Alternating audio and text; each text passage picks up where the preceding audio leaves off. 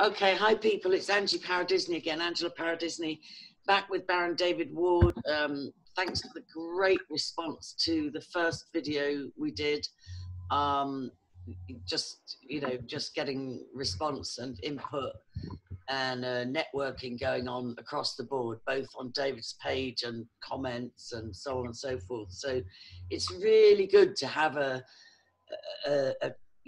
conversation and for people to come together. And I think we've seen a classic example with Field McConnell's situation is when people start bickering and fighting, it's the ones that need help are really in the middle, and they're the ones that suffer. So we're talking ongoingly about different things. I know David's got his own following and been doing this work for years and years. I've printed out 3 pages of the 64-page affidavit, and David's going to advise me on the next steps. But what I'm recording at the moment, and what I've told David, is that in between the brave spots, the anxiety levels are off the charts for me. There's been 2 days this week where I just couldn't leave the house, couldn't get out of bed, other than make it as far as the kettle for a cup of coffee, and one day make it to walk the dog. It's just crazy levels of anxiety and agoraphobia. So before we launch into the legal stuff, and I might hang this video separate to any legal stuff, or I might not, but I just decided to share with you. People say to me, oh, you come across so confident and you're such a powerful woman, you're so inspiring. I don't usually share the parts where I'm in bits, and I have been in bits this week. This is my first day being anyway productive, to be honest. So, right, over to you, David. Right, you've got anxiety issues, okay? I know you have, and you've told me about your past life, and I particularly want to discuss. I just want to make sure he doesn't mean a past life. He just means from childhood to your younger life, okay? Yeah. Now we don't need to actually cover and discuss those very personal things, okay? I've discussed them all online. I'm a survivor, and one of the ways I've gone through my healing is to be public. Okay. I've been blogging about this. I've been video logging about this since about 2007, 8. So I want to come at this first of all from a much broader perspective, on a global perspective. Yeah, okay. Yeah? And the situation has been this for the past couple of millennia since Babylon. When have we not been terrorized by pharaohs and Babylon and kings and, and currently in a state of economic collapse across the planet? Everybody is in a state of anxiety and fear. Outright fear. Yeah. Are you going to have enough cash at the end of the week or the month to pay the bills? You've got bailiffs coming knocking on the door next, wanting your cash. At what point can you establish what is normal? Because there hasn't been any such thing as normal in millennia. Everyone's in a constant attack of psychological trauma. Yeah, I agree. From the day you're born to the day you die. Yeah, I agree. Okay? And it's how you deal with that. Well, we do. A lot of people do, some people don't. And a lot of people will turn to drugs and drink. It's just to escape that trauma, because it's an ongoing trauma. Yeah. Yeah. Yeah. And then you've got the additional stuff that people like yourself have had to put to suffer.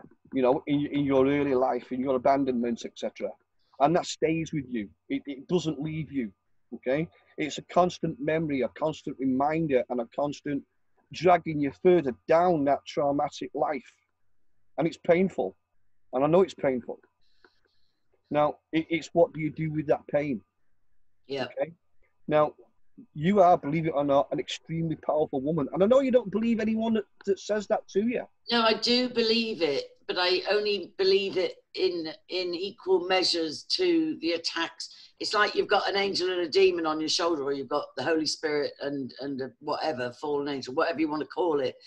Sometimes I know that I've been anointed and I have incredible power you know, by the And grace it's of what God, you do by the when grace of God. on the other side On when the other side is you're a worthless piece of shit. Do you know what I mean? Yeah, and yeah, nobody likes you and all the rest of it. that's all to do with self-esteem. Yeah, I get that. Yeah. I get that. Now, what you need to do when you're having these anxiety attacks is actually, believe it or not, embrace it, love it, give it a psychological hug, because it's the trauma of your life. You've been battered on the anvil of life, and that is what's made you powerful. Yeah, I can Because buy. what you survived, you haven't gone under. You know, you've Yeah. not ended up a drunk in the street. That's Well, I have had issues with alcohol. I have been into treatment for alcohol. I'm not drinking. I haven't drunk since. And you've come through that as well. Yeah, but I have used alcohol to self-medicate. I chain smoke sometimes. I Guilty. can be compulsive about anything, you know. Guilty. Okay. I smoke like a chimney. Yeah. Yeah. And I'll be honest with you, I actually went softies, I went cold turkey for 3 months. And because, you know, I tried several times to stop smoking. And it got to the point where it seriously affected my health, because I was studying my tits off, and basically I'm chain smoking, or I was chain smoking every 15 minutes and a coffee every half an hour, because my head is so engrossed in what I'm doing. That's the other thing. I'm drinking coffee like crazy. And I got to the point where I couldn't lie down without coughing my lungs up. It's terrible. But I just tell you a good news story about that. And it's not to justify the fact that I still run little addictions. Everybody's got addictions, whether it's work or whether it's, you know, shopping or whether it's whatever it might be, being online, pornography, whatever it is. Every human, the nature of being human is to run some kind of an addiction in this crazy planet. But just with regard to the smoking, and this is the supernatural element, which the occult side try and imitate, right? I've been told, first of all, I think my vocal cords were damaged from experiments in the military when I was very young. So by the age I didn't speak properly hardly at all till I was 3. And then not long after I started speaking, I already had a deep voice. They used to call me the whispering baritone. Yeah. So the cigarette thing didn't kick it. I mean, I did start smoking young at 11, but I've been warned over and over from the Royal Brompton Hospital and from the Marsden Hospital in London and from different hospitals around the world. I've been told you'll be dead by the age of 40 if you don't quit smoking. Then I was told you shouldn't be even traveling on an aeroplane. Your lungs could collapse. You need to move to either the Costa Blanca or Switzerland for the air quality. You're going to be housebound on an oxygen tank, you know, like an stair lift and all the rest. I've had so much terrorizing about quitting smoking, and I've only managed to quit. I quit once for a year, and I quit other times for surgery, like for a couple of months at a time. But then in 2012, they said, right, you've got emphysema, COPD, your lung capacity is permanently damaged, you're down to 60, 70%, and it's irreversible. And I didn't quit, and I do pray, and I do put myself around different healing ministries, not manically, but I do put myself under the anointing of healing quite regularly. And I do deep cleansing breathing, and I walk the dog, but it's only 15, 20 minutes, you know. But the next time I went for a lung function test, they couldn't understand it because my lung function was back up to 99%. And it wrecked their heads. It was like, okay, so I didn't die at 40. I haven't had collapsed lungs ever, you know, and here I am at 62, and my lung function repaired from the supposedly irreversible COPD emphysema to the point that my lung function was back up to 99%. So I'm just saying there's something that can overturn all the science and all the doctors' reports and diagnoses and things like that, you know. So that's just on that. But yeah, I smoke. I don't drink anymore, thank God. You know, that went out of balance. I do smoke. I do drink coffee a lot. I could do with exercising more. And and the anxiety thing, it's like I've just been in a really good treatment program, and we were doing meditation, and we were doing, you know, exercise, and we were doing talk therapy, and we were doing pottery and crafts, and, you know, getting the hang of a balanced lifestyle. But although I'm not drinking, because there's external pressure, and because I still carry some wounds, I don't know if people ever recover from child sexual abuse, trauma-based mind control. You know, it was horrific. MK Ultra, military, nefarious experiments. But I do call myself, I walk out my healing. So I'm tempted, and people are going to get mad at me. Some of my followers are going to get mad at me. I'm tempted to get medication for 6 months because I'm not functioning properly. And I can put this to some extent on the fact that a malicious prosecution is being dangled in front of me, and it's causing me alarm and distress. But I want to be functioning through this. I don't want to be unable to get out of my bed or unable to leave the house. So if you've got any other input for that, yeah, I'm happy to hear it. It's to take hold of the anxiety and give it a big hug, because that actually is your strength. Okay? And once you give it a big hug and said thank you, just mentally stick it in the corner. I hear what you're saying to some extent, because I used to resist it. When I would get an attack of depression or anxiety, I would fight it. And I discovered that if I say to myself, right, I can't get it together today, so I'm just going to have that be all right. I'm going to embrace that. I'm going to let myself off the hook for that. You know. Yeah, and that is another good response, because, you know, we are all under that tremendous amount of pressure from all angles at all times. Yeah. And I know from the past 10 years that I've been doing this, you know, there was one point in time where this physical body of mine just collapsed, and I slept for 6 weeks. Wow. Yeah, for 6 weeks, all I did was wake up, eat food, go to the toilet, and go back to sleep again. Wow. For 6 weeks straight. So I understand that. Yeah, maybe that's your body saying it. Something else that helped me, and I'm just not saying this so much for you, but for people that might be listening, is that I read somewhere that in order to be diagnosed with clinical depression that needs treating, you need to have 14 consecutive days of just feeling horrendous. And so when I started embracing the days that came to visit, I got it down to, like, you know, I got it down to just a day or half a day. You know, I can notice that the black clouds come down, and I'm exhausted, and I can't get dressed, and I can't get out of the house. So yeah, I hear you. And by embracing it, and by telling myself this is not anything to panic about unless it's every single day, day after day after day after day, you know. And the biggest the greatest cure is to rest. You know, I came out of the all the psychological trauma of doing all the securitized commercial liens and all that hassle to here where I am now. And it's been this past 12 months, 2 years, I've been absolutely brilliant, because there's absolutely nothing apart from going on Facebook and doing what I want to do on Facebook. There's been nothing, you know, no one giving me any grief, no one banging the door, no letters coming through the letterbox, and all of that stress, it's just gone. Right. Because yet they stole my house, and I was driven out of that environment, but that was actually a good thing. Yeah, it can turn out to be a blessing in disguise. It is a blessing. Yeah. And it's not that I didn't know they were going to steal my house. I knew that for a fact they were going to steal my house years in advance, you know. It's not something that I was not prepared for. But even on the day that it happens, you're like shell shocked for a week. And when I was actually in James Lee House for them 3 months, I spent most of that time sleeping. What's James Lee House? James Lee House is a Salvation Army hostel. Oh, God, yeah. Actually, it was great.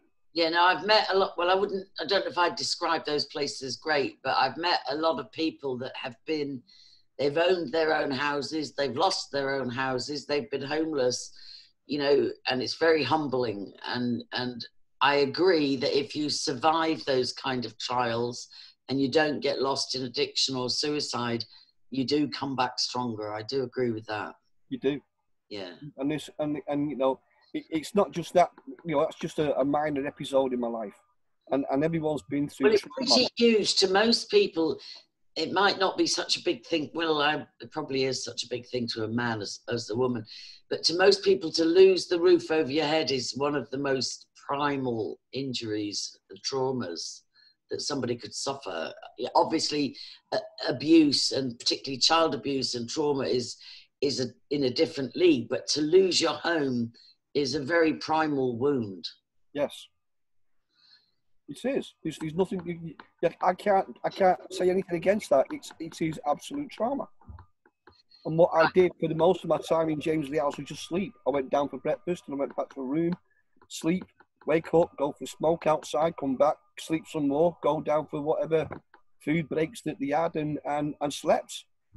I actually slept for another 2 months when I went to James Lee House. Thank God for places like that give you a safe space to do that in. I've heard some horror stories as well of homeless hostels where it's not safe to just sleep indefinitely because there's dangerous, traumatized, messed up, sometimes addicted people as well, you know, very desperate people around. Mm-hmm. That's another story. Do we need to address, like some people are trying to invalidate your work because you lost your house? Do we need to address anything you could have done differently, or why you weren't able to find a legal way, a law to take my house, to keep your house? Yeah, can you? My house. I knew on the day. Imagine me before the 29th of hang on, I need to decline that from Mike. Okay. And send him a quick message. All right. Saying I am in conference. I am in. Sorry it took so long. I don't know why my speaker thing went weird. I'll just say this while you're messaging him. So I've done that. Mike will understand and me and Mike get on great. Yeah, it's not a problem. No, I just wanted to document. People think it's a bit tinfoil hat, but there's no reason why my microphone should have stopped working since we last spoke. And also, since I gave permission to, or I didn't give, since Google gave access to my Google account data, YouTube and all the rest of it, to on Gardeshire Corner, on foot of a district court order, I had interference with my YouTube channel. I had something like 364 trolling comments saved under comments waiting for approval. Now, fortunately, I've got them backed up somewhere else, but they disappeared. When I went onto my YouTube channel within a few days of on Gardeshire Corner getting permission to access, all my trolling comments, which is evidence in a court case, if it came to a court case, had disappeared.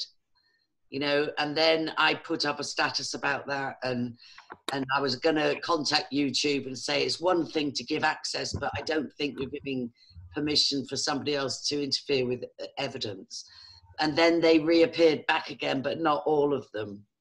So it's a pain in the neck that I have to go, and I had them all in one place. Now I have to go and retrieve them from the other place that they're saved. But just to say that there is technical interference.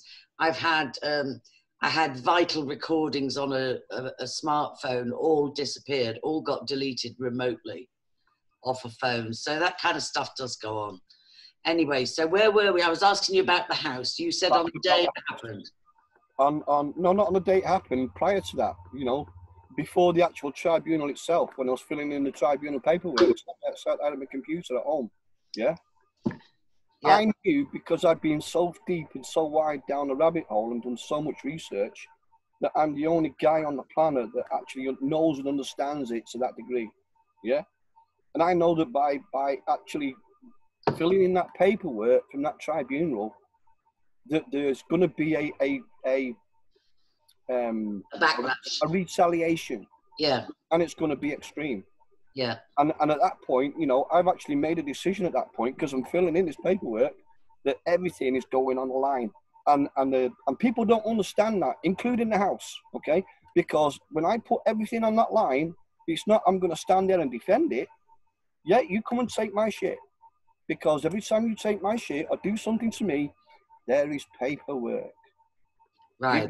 Give me your paperwork. So take it all. Yeah? Okay. And then I'll deal with that paperwork one at a time. Okay.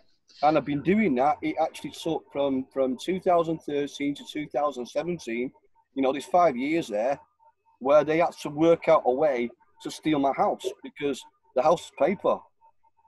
Okay. So you made a conscious decision that the legal discoveries you'd made were important enough to put everything on the line for it. Everything on the line, yeah. Okay. Can you make the light a bit better? It doesn't matter. You look very mysterious, but I do. I could probably turn a bit. Yeah, that's better. That's better. I've only got one light here, and I've not got any over there to shine at me to light me up properly. Well, it's all right. We're not trying to be. If you turn that one out, is that better or worse? Turn it out a minute. That's out. Oh no, that's dark right now. That's too dark. It's too dark. Yeah. So that's the only other choice I've got. All right, well, it's fine. It's fine. It's fine. I saw one of the profile pictures of you with all this regalia. Regalia is the wrong word, but anyway, it doesn't matter. Yeah, I had fun doing that. That costume I'm not wearing that costume. It's completely artificial. Oh, right. So you just stuck your head in something, did you? Yeah. I actually manufactured that. And that rig is actually a guy called Jakarov of Babylon 5. Okay, well, it's very... And the staff in my hand was actually Gandalf's staff. And I actually did all this on Paint Shop or something. Oh, it was very... Just for the shits and giggles. The only other thing I meant to say since we spoke last, it's true what you said that Moses was a terrorist. Well, he was groomed. He was he was kind of kidnapped, and then he was mind controlled and groomed and prepared to be an enemy of his people. But I would say he's a shining example of somebody that broke the mind control. He broke the mind control when he said Matrix. When he left the Pharaohs, and he spent the next 40 years in the desert tending sheep or something. He did, yeah. But something amazing. Now I'm, I told you last time, I'm peaceful. Maybe it's something to do with being a woman, but I'm peaceful unless somebody threatened the life of my loved ones. Mm-hmm. I'm peaceful. But the courage he took, he saw an Egyptian slave master brutally beating two of the Israelites, and he murdered the slave master for his brutality. Yeah. But then the tragedy was the two Israelites threatened to whistleblow on him for being a murderer. Instead of saying, thank you for breaking free from the Matrix and breaking free of your programming under the Pharaoh's training and saving our backs, instead of that, the sniveling little so-and-sos... but they would have been afraid of retaliation because that slave master's dead. It's going to come and retaliate back on them. Well, maybe. That again is fear. But anyway, I still think that was... so that's just by the by. I just was chewing over that thing. We have conversations and it triggers things in your head, yeah. Yeah, it did. But anyway, so anything else about the house? So the house, you were willing to put it on the line. Are you taking... Yeah, I knew for the fact that these... you go that deep down the rabbit hole, you know how evil these people are. You know how they think and how they breathe. So you know if I'm going to do this, they will come and take my house. And I've experienced that on a different scale with going after this alleged satanic ritual abuse, drug porn dealing, money laundering, and child abusing cult in Hampstead, I said, for whatever. And it took them... And I knew that it was going to... We all knew, there was a core of us knew that they were going to come after us if we kept blowing the whistle. And one of the ways they tried to torture me, other than threatening to come and kill me or beat me up or check your backyard or I'm only an hour away or whatever, you know, varying different death threats and calling me horrendous, calling me a child abuser, calling me a charity scammer, getting me audited, getting me re-audited, getting my reputation destroyed and all of that. But one of the things they used to delight in saying was, you're going to lose your house, you better save up for a good storage room.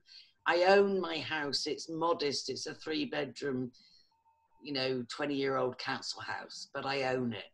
Mm-hmm. And that did disturb me for a while, because that's something for my children. Yeah. But I don't believe it. I don't believe any judge is going to take my house off me. You know. Now, I genuinely cannot say that I had a full picture of exactly what I was going to do, and how that would unfold during the time period between 2013, when I won the case, and when they stole my house. You know, there's an extended, there's 4 years there, and I genuinely did not have an outright clear picture of what I'm going to do next. You know, there's research, and then you get something else done, like the affidavit was in 2015. You know, there's 2 years of pausing and thinking and contemplation, and how am I going to achieve this objective? Yeah, and in what way? Yeah, because I know that within the case itself, it doesn't give anyone any means of redress. You've won a case law which guts every, and I knew. Right. So there's no structure in place yet. At that point in time, no. Well, there is now. We have it now. It's currently in process, and we do have it now. Absolutely got it in place now. Yeah, because but it's taken all this time because you can't dismantle Rome in a day. You know, it takes time. And yeah, and what I'm trying to make is there's time periods of me doing more research and finding out. I mean, if I said to you, what is an affidavit? Well, you'd say it's or a lot of people would say, well, it's one of them documents that you serve and send to someone, and you know. Well, I've used affidavits in the past, and my understanding is I make a statement, and then I go to a solicitor and get it, a commissioner for oaths, and I get it witnessed and signed. I sign it in front of a commissioner for the oaths. Yeah, but I don't want to go to somebody else. You know, I need to know who I am, and I've got the complete authority to do this on my own without going to the companies. I'm going to call them the company. Yeah. Their solicitors, their notary public. You know, there's actually a lot involved, because back in 2013, I didn't have a great seal. I didn't have my crest. You've got to know who you are. Yeah. Before you can do that. Yeah. Okay. And this thing of stealing houses from whistleblowers and activists and campaigners and geniuses and mavericks and whatever is common. That, for instance, Nilu Berry had a house stolen that was 700,000, I think was the value, I think it was, and she had it unlawfully taken. Carol Woods, a social worker that was whistleblowing on all sorts of jiggery pokery, she had her house illegally stolen. So it is a common tactic. So, but I don't think that's going to happen. But as you say, if what doesn't kill you makes you stronger anyway. Yeah. And what people don't realise about an affidavit is this: it's a legal document.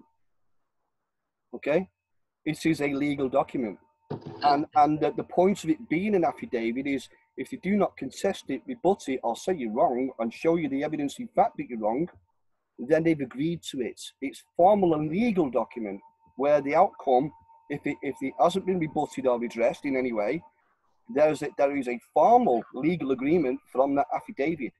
Right. Okay. Right. So that expands out the case that I won with the additional stuff that I put in that, which was actually taken from the government record itself, that makes that affidavit so powerful. Okay. Because it's not one affidavit, it's 657 affidavits. All right, so before we progress on to going forward in the talking, I just asked you one thing, is with what you know now, is there anything you would have done differently in the battle to save your house? No, it was impossible, because well, What was the technical excuse? Did you get in arrears with the mortgage? No, there's no mortgage on my house. Oh, you owned it outright. So how Yeah, yeah. did they steal it? People don't understand about mortgages, okay? But I do understand about mortgages. This is a lot of research. The bank haven't lent you anything, which we all know by now. Everyone's been saying this for a long time. Well, this is true. But if there's a mortgage still on the house, yeah, then it's actually the guy who's lent the money that's put the house forward as a surety until he's paid it back because he got conned into a loan. Yeah. Okay. Now, as long as that mortgage is in place, the bank have an interest, Yeah. a commercial interest in that property, and they can take it off you at any time. At any time. Okay. Right. And that interest that they claim to have, it goes on the land registry record. Now, there is no mortgage on my house, so the bank can't do a repossession, but they did. Now, the thing about a mortgage repossession is this, and people don't know this, because this is something that me and Pete McDowell dug into deeply, is how the courts can just ignore everyone. And it comes down to what's known as the court procedure rules in the event that a bank makes an application to the court for a repossession of a property.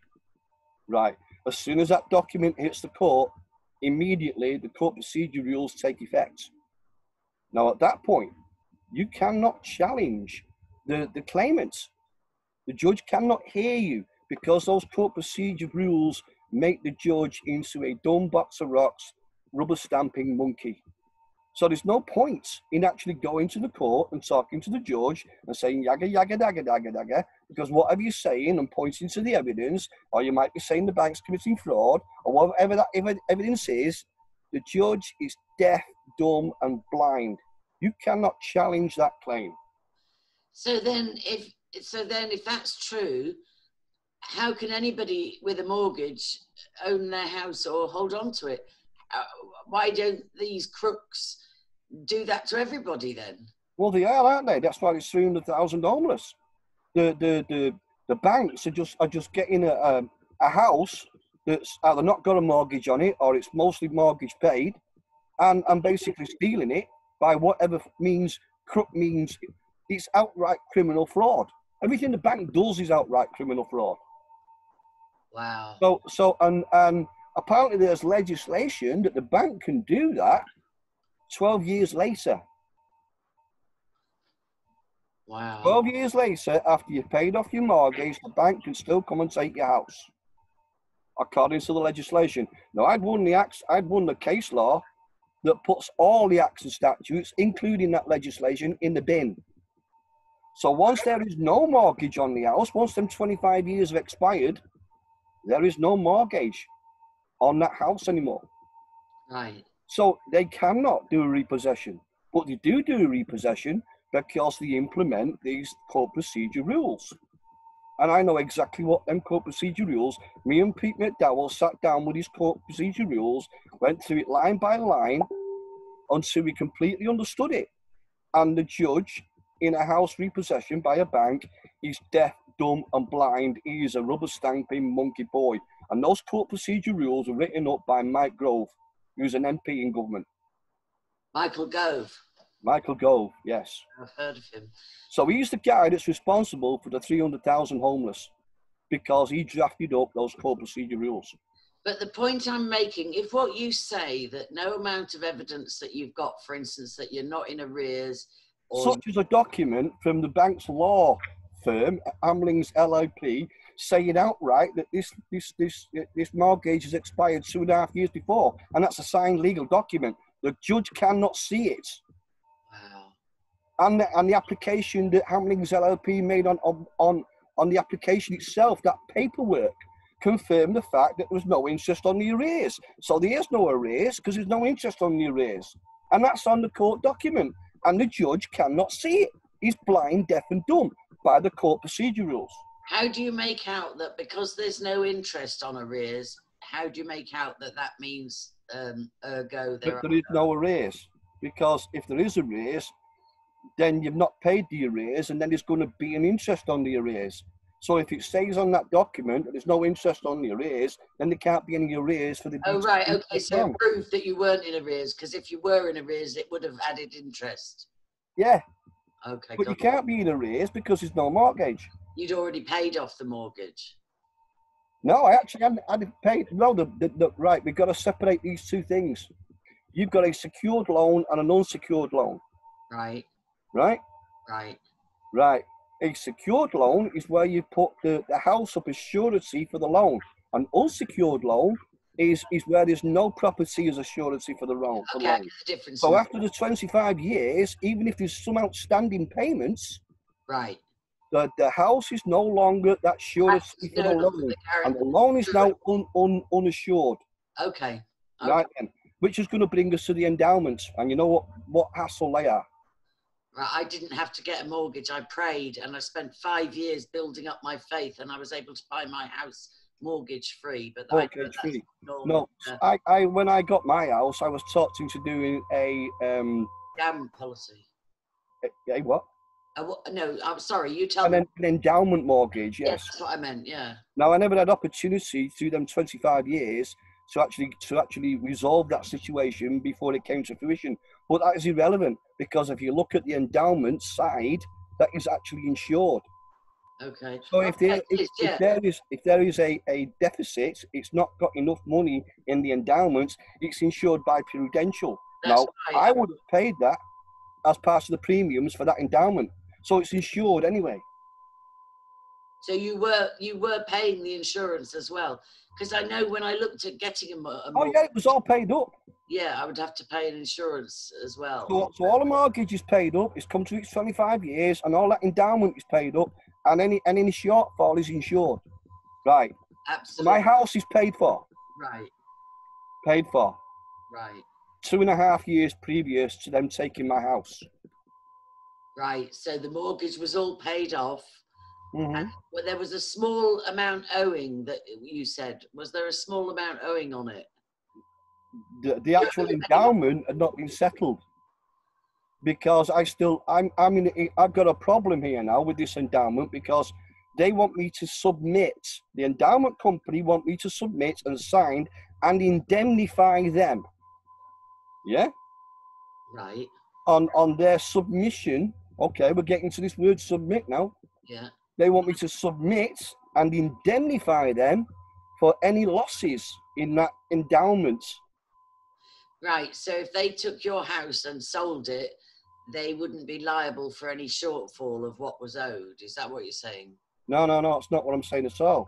All right, sorry. I'm saying that endowment policy is an insured policy. So if there is any shortfall come the end of that term, it's insured by Prudential Insurance. And I paid those premiums as part of the premiums that I paid on that endowment. And is that insurance only payable if you're dead or... No, that endowment is not an insurance. Well, it is insured. The endowment is insured. It's a commercial package. Everything that the government do, every single thing that they do is insured. Yeah, I get that, because it's the right. So if the government, through the banks, have got a financial product that is a product, it is insured. Okay. And the insurance company is Prudential, because it says so in the small print. Yeah. They're the underwriters.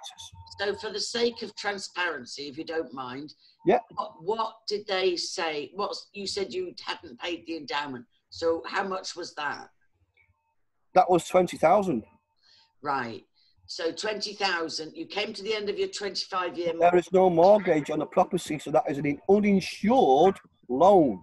That's an unsecured loan. An unsecured loan. Yeah. Right. So that's an unsecured loan, and it's covered by the insurance policy, because you've finished your 25 years of payments, but there's 20 grand of the endowment policy outstanding.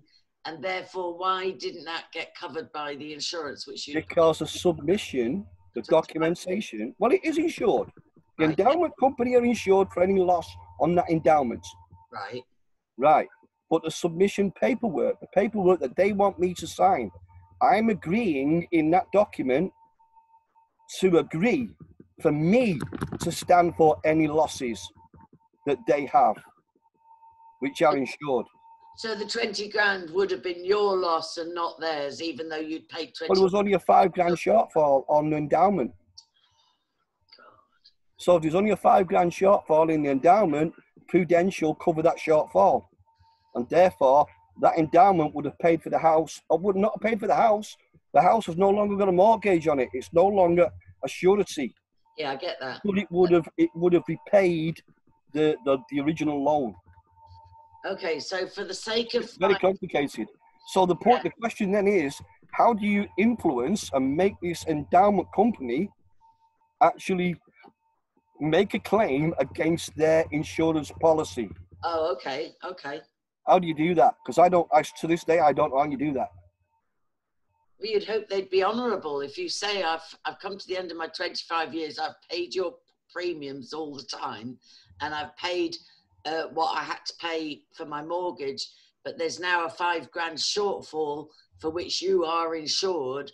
Can you please activate that? Can you please? There you go. There's the begging. Well, yeah. Yeah. So, all right, so my question was, how do we leverage them and force them to make a claim against their insurance? And why were you not able to do that? Well, I still don't know how to do that. How do I do that? Okay. Do I go running into the courtroom? No, I don't go running into the courtroom. I'm kicking the courtroom's candy ass. Okay. I can't go running into the courtroom. For the sake of a 5 grand shortfall, what was the value of the house that they stole?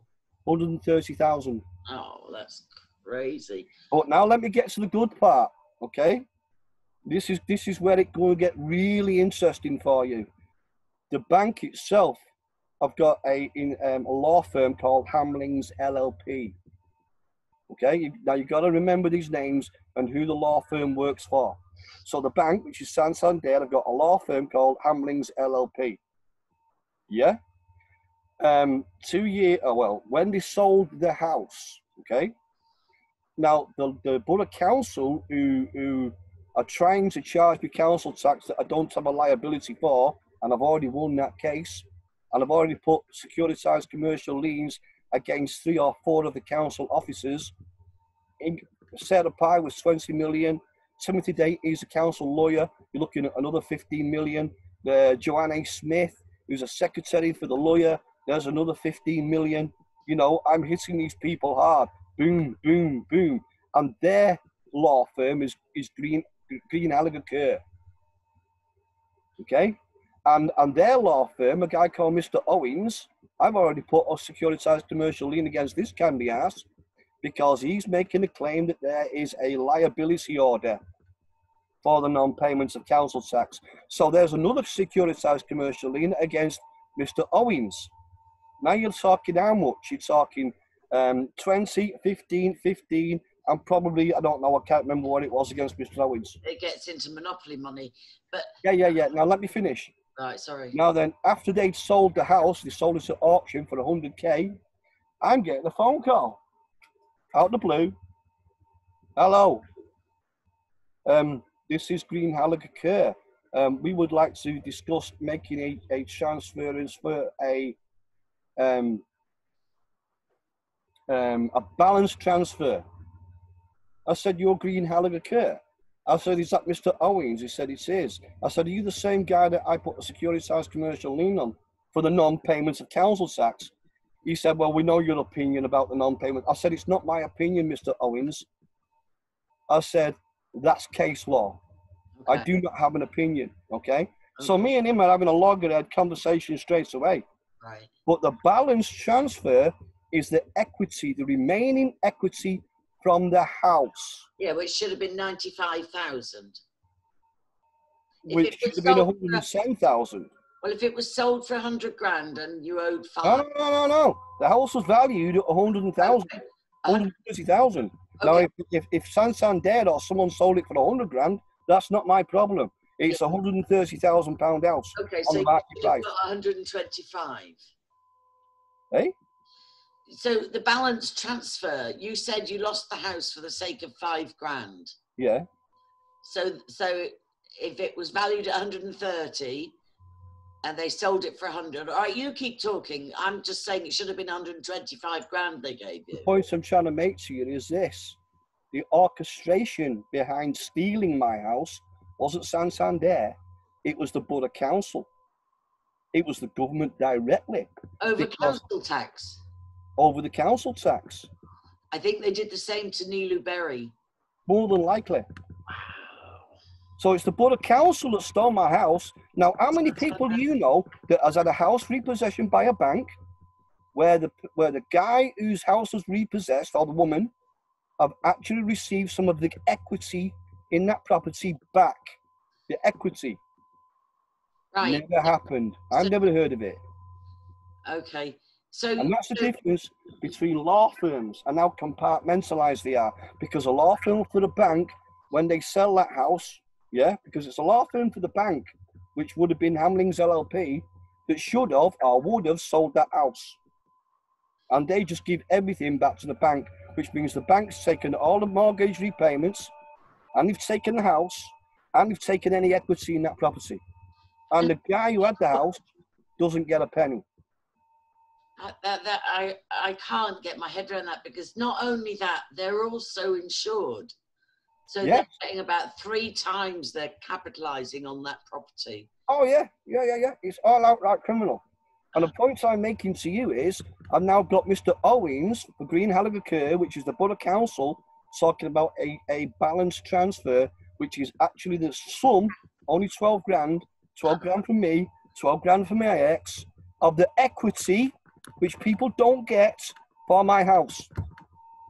So you got 24 grand given to you out of a mortgage-free property valued at 130. That's correct. Which they argued 5 grand was left outstanding on the endowment. And how much was council tax claiming? By that time, probably about 7 grand. Right, so 12 grand. So even if they sold it at 100 grand, and even if you allow them 3 grand in fees, they still should have given you 85, and they gave you 24. Yeah. Who got the other money? Probably the Borough Council. Wow. And presumably you're taking steps to sue them for that. I know Nilu is. You can't sue the Borough Council because no judge has authority over his executive in office. And the Borough Council is the judge's boss. I don't do what is futile.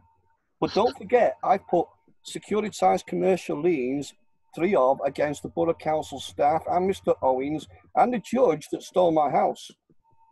I understand that, and you might get something off a judge or even off, but no. I'm in real terms. Okay, I'm going to give you real terms. But the council worker's not going to have millions. No, they're not. Sarah Pye is never going to be worth £20 million. So how are they going to pay a lien?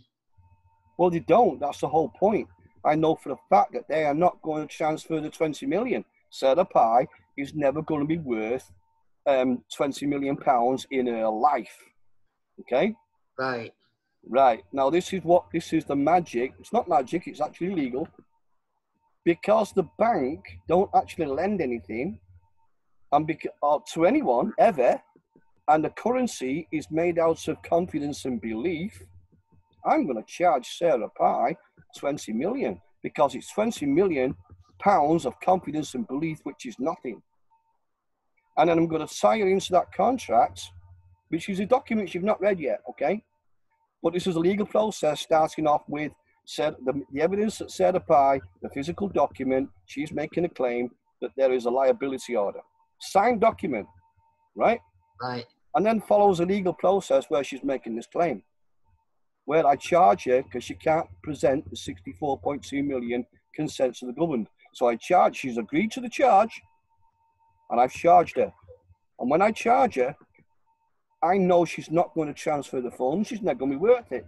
So if you do not transfer the funds to make settlement on these debts in the next 7 days, then Sarah Pye has formally agreed to stand as a surety or a security by the way of a lien, extended to the 7th generation, where they may be a attachments of earnings on your grandchildren's pension.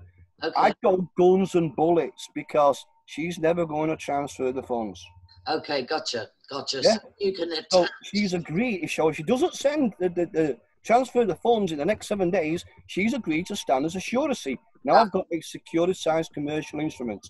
So you can then attach her wages, her properties, her offsprings to the third and fourth. No, she's standing as a surety. The document itself is 20 million.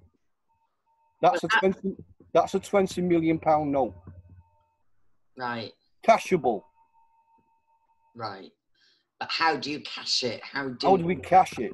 Now then, yes, I did go into the bank with that document. And yes, they did throw me out. Because the banks are on the crook side. They're crooks. I know. Which means now let's go back to the securitized commercial instrument. Let's talk about bonds, which is a written document with words and numbers on it and a signature.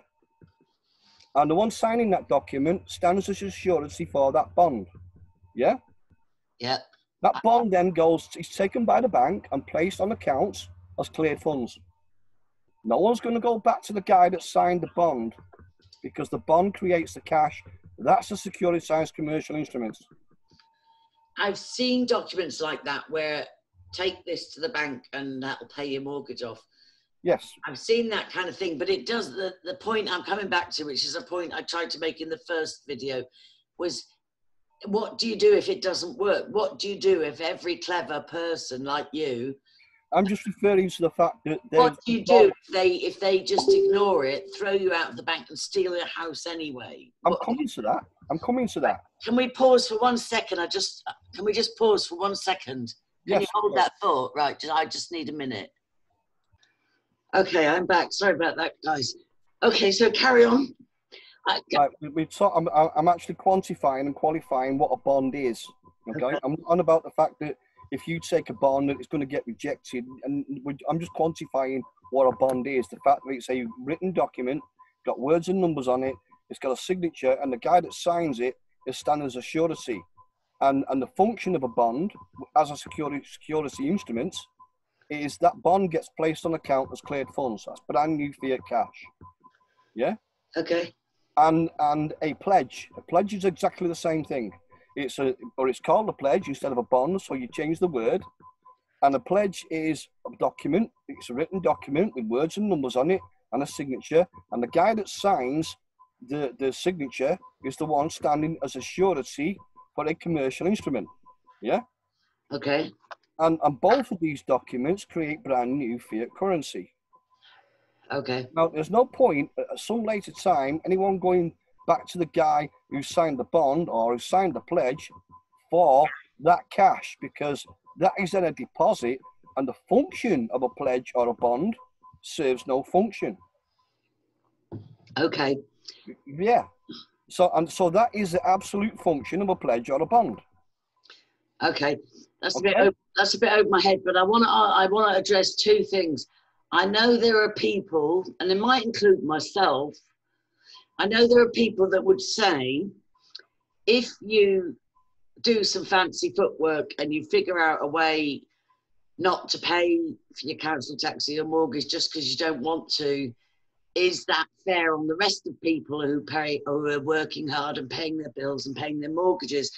But the other side of it is that, because I use the Bible as my template, and the Bible says that to lend money at interest is wrong. Usury in itself is wrong. This is making the assumption that the bank have lent money at interest, and first of all, it's not money. And yeah, the bank it's all monopoly. Yeah, it's all monopoly. And there's the thing of they've made money on the property 3 times. Yeah. They've made it from your payments from 25 years. Yeah. Then from the sale of selling the house, then from the fact that they've got it insured. So I think it's without question that the banking system is used absolutely criminal fraud, and they get away with it because they are licensed to commit fraud by the government. And then just to finish that, for the moral busybodies that will say, why should you get 5 grand, 12 grand written off in debts? Then what's to stop everybody doing that? Were you in genuine hardship, or was it just a delight of having found out the law?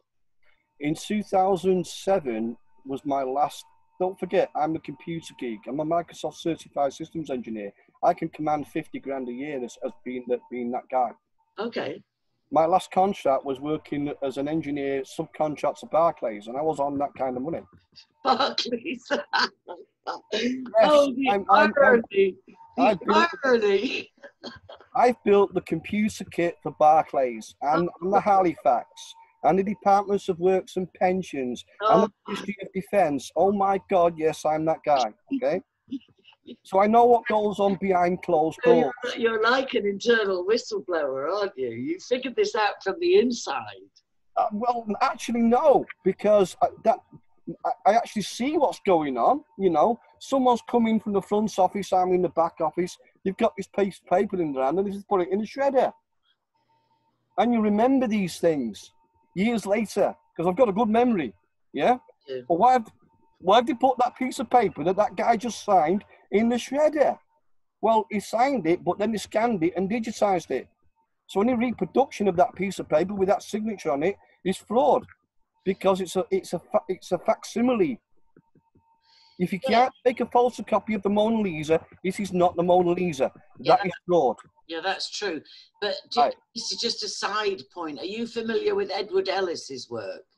Not particularly. Well, just a side point was an invention he made and patented, was how to lawfully digitize signatures.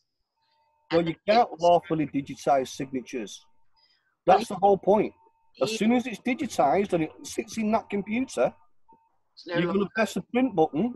It's no longer a wet ink signature. It's no longer a wet ink signature. It's a facsimile and it's fraud. Wow. Because you can't photocopy the Mona Lisa. His patented invention or discovery or invention really was so valuable that I think it was Tony Blair stole it. Another crook. And I know that Lyndon, what's his middle names? Charles Lyndon, prosecuted twice for cottaging under his two middle names. Anyway, that's by the by. I'm going to do a different video on the ICSA thing. Right, so we've handled the moral thing. So you were saying you were working and earning good money, but you still got to the end of your 25-year mortgage with a £5 grand deficit. Yeah. £7 grand council tax deficit. How did that happen, or why did that happen? If you may not want to say that, because we've already proven at the end of 2007, that was my last contract, and at 2007, I got some serious cash in the bank.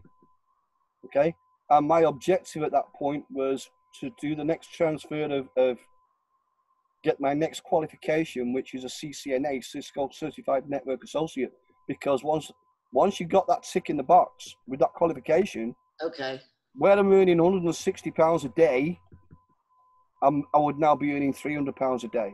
Okay. So I spent a year with my head in this laptop, well, not this particular laptop, it was a different laptop. Yeah. Studying and paying the bills out the cash in the bank. Okay, so you had savings and you took a sabbatical to better yourself, right? Yeah, of course, because this is what we do. But back in 2009 or early 2009, crash. The crash happened. No, that was 2008. Yeah, that's what I'm thinking. Right. I'm not. I'm getting this wrong. Back in 1999. Okay. Back in 1999, prior to 1999, or during the year of 1999, I was working for a company called International Computer Logistics.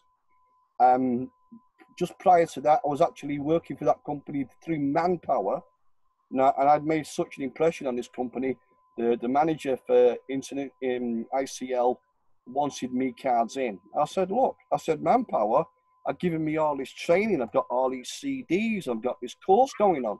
I said, you've got to equal that or better it, because otherwise I don't want to work for your company. I can drive a hard bargain. Okay, so somebody tried to headhunt you while you were on sabbatical.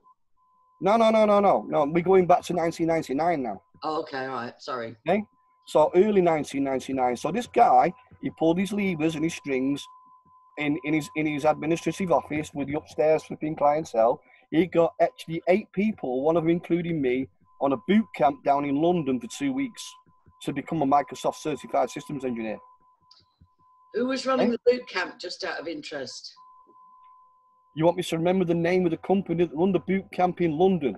Well, I'm only interested because there are companies, well, like Scientology is involved with, and also cults under the disguise of educational institutes, like the Landmark Institute, for instance, allegedly. They can get involved with those kind of things. But anyway, that's a sidetrack again. Anyway, so you went on this course. I went on this boot camp. Now, I didn't get all 6 qualifications. There was only 5 on offer, but I got 4 of them. Okay, well done. So I did extremely well. And then later that year, just prior to November 1999, and after that arrest, because I came away from that 2 weeks brain drained, absolutely knackered. So then you have arrest. And then you turn around to the company you work for, which is ICL. I'm claiming 2 weeks holiday. I'm going to go away and I'm going to finish these last 2 units. Right. Now, that actually took me a month. Okay. Okay. But when that tick goes in that box, when you become Microsoft Certified Systems Engineer, the doors open, the pay goes up. Okay. I immediately got enrolled within that company where on the Ministry of Defence project, which was a full site solutions rollout for all the Ministry of Defence sites. Wow. With secret security clearance. Wow. Yeah. When you get a qualification upgrade like that in the world of computers, you're going up on the financial ladder. All right, let me just clarify one thing. When you took the year's sabbatical to study, were you still employed by a company? Was it a year off or had you resigned? I'd come to the end of that project by Barclays. All right, you'd finished the contracts, not looking for work, didn't sign on, right. Not looking for work. So you lived off your savings and you kept up the savings. And did you keep up your mortgage payments? Kept up the mortgage payments, paid everything out with savings. So how did you end up 12 grand in debt at the end of the 25-year mortgage? I didn't send up 12 grand in debt at the end of the council tax mortgage. The council tax were claiming about 7, and the endowment was about 5 grand shy. Yeah. How did that happen if you were paying everything you had to pay every month? You pay it until you run out of cash. And then I actually went for the exam, failed the exam. Now that's a standard process in the tech world. You go for the exam and you fail the exam so that you know where your weak points are and then go back and take it again. An NCT done twice because you find out what needs fixing, yeah. And then I'll look, yes, you do. And it's what I do. And it works, okay? Yeah. That is the working methodology. Yeah, so find your weak spots, revise up on it, go back and nail it. Yeah. Right.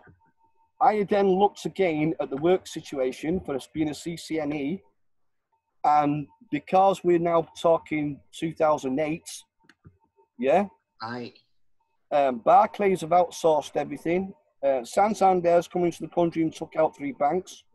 The actual industry that I was in keeled over.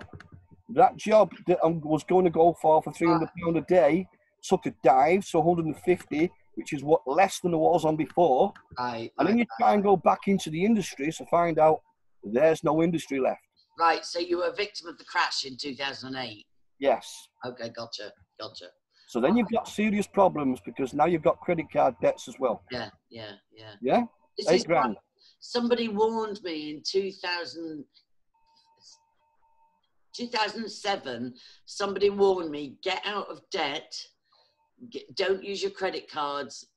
If you have a mortgage, try and pay it off. If you've got 2 or 3 properties, consolidate, because homelessness is going to be weaponized. I was warned that in 2007. Right. In this same period that I'm talking about, 2008, 2009, I didn't know anything. I was asleep as a guy who's as asleep as it gets. Right.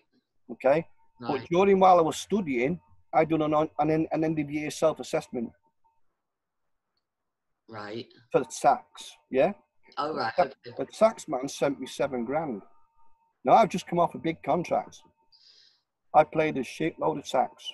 Because you weren't working for a year and living off your savings, you got a 7 grand tax rebate. No, I got a 7 grand tax rebate because I'd overpaid tax. Oh, right. Okay. Well, I hadn't actually overpaid tax. I actually made a mistake. An inaccuracy, they called it. Oh, right, because you'd self-declared, you'd done your own taxes. Yeah, because I've been doing that since I was an apprentice pipe fitter welder. I've been doing that all my life. I've been a contractor all my life. Yeah. Right. So you did something wrong, and they figured out they owed you $7 grand, and then it turned out they didn't.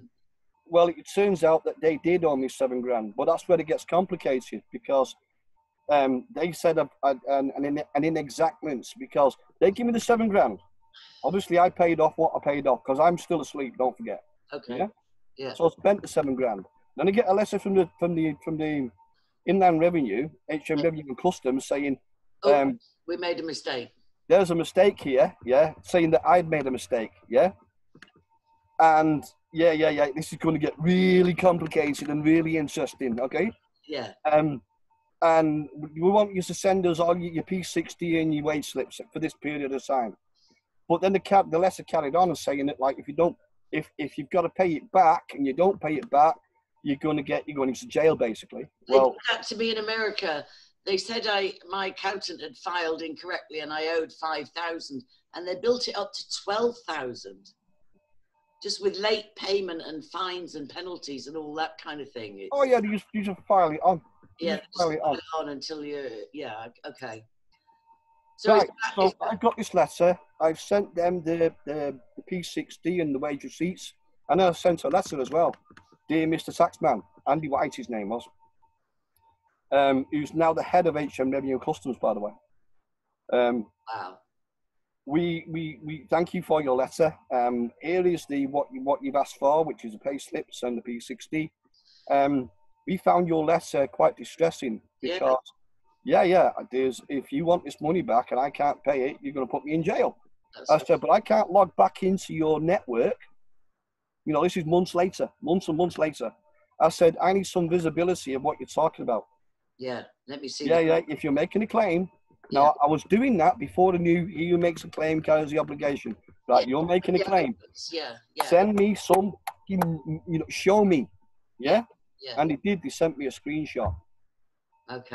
Okay, now you're in my world again. Yeah. And I died. I literally shit myself. Because don't forget, I was still sound asleep. Right. Nothing that I know now, I knew then. And I've got a piece of paper in my hand, and I know a screenshot when I see one. I'm the computer geek. And there's 2 boxes. How much have you earned, and how much tax did you pay? And I put the same number in twice. So what does that mean? That means the $7 grand, according to them, that they sent me, they wanted back. Oh, right, yeah. So okay. So you made a mistake. You'd put a figure in twice. Yeah, you can't have tax equal to your gross. No, okay. All right. So that's how they figured out that they'd made you a payment in error. That's what they were saying. Okay. Now then, it was like self-torture because every couple of days I'm picking this piece of paper up, looking at it. Something made me keep picking it up and looking at it. And then I actually saw, okay? Now you're talking my world now, the world of geekdom. I build websites, or I have built websites. Okay. I know about protection of boxes before you click on next. Now you've been on the internet and you've been filling in a form. Yeah, and it won't let you progress until you've done it right, yeah. And if you've done something wrong on that form, it'll take you back and put a red ring around it. Fix this, yeah. Right, so how can I click on next when box A and box B equal each other? Right. Right, there's a problem there. Yeah. And it took me days and days keep looking at that to sort it out before it triggered in my head. These cells are not protected in any way. Yeah? So I'm writing back to Mr. Taxman and Mr. Andy White saying, you've got a problem, son, because you're the government and your website's screwed. And so it was a fault with the website. The website didn't pick up the anomaly, and it should have picked it up and held progress until it was corrected. It should have. Well, yes, you've seen that. If you can't click because that's executing a document. Yeah. Okay. When you click on next, you're executing that data. It goes into the SQL database. Okay, I got that. Yeah, I got that. Right. So, if things are as they should be, then there is no possibility that I could have filled in those 2 boxes the same and clicked on next without it going back, putting a ring round one of them and saying there's a problem here. So do you think it was fraud? No, wait, maybe this is where it gets really good. Okay, or it's going to get really good. It's going to get complicated, but it's going to get really good. So I'm trying to do a deal with this guy because you've got to take some responsibility. Yeah, you can do because your website's screwed. Yeah. Yeah. Yeah. Right. And that's when Mr. Andy White came back with a letter to me later on saying, I actually got 2 letters during his correspondence. And one of them was that, the first letter I sent to them before I realised this was, well, you sent me that tax, you put it in my bank account. Yeah. Yeah? Yeah. And the letter I got back from that was, this is good part, it is HM Revenue and Customs policy. Now, when they say the word policy in their world, that is company law. Right. To return your tax and then argue about it later. Okay. Now, that's a very important point to remember. Okay. Remember that point. It is their policy to return your tax. Yeah? Then I noticed this problem. Then I'm giving him grief, trying to do a deal. Yeah? And then he comes back to me, the same Andy White, saying, you have a statutory obligation to pay your tax. Right, so he said it's our policy to pay you first and argue later. Yeah. But you've still got a statutory obligation to pay your tax. Pay me back, give it back to me, because I shouldn't have given you that. So they're retaining the right to give you a rebate and then and he used what words when he said that in that letter? Policy was the first word, was the first document. In this letter I'm reading now, the words he said was statutory obligation. Obligation. Oh, statutory. Right. So David's head's going back in the computer. What is a statutory obligation? Right. I'm a contractor. I've been a contractor since I was 20 years old. I know what a contractual obligation is. Okay. So what's a statutory obligation? Right. And etymology of the word. Right. Yeah. And I'm always trying to bring the moral element into this. You weren't just playing with them for the sake of it. No, I was crapping myself. Oh, okay. That's seriously scared. Right. Seriously scared because I did not know. Right. Okay.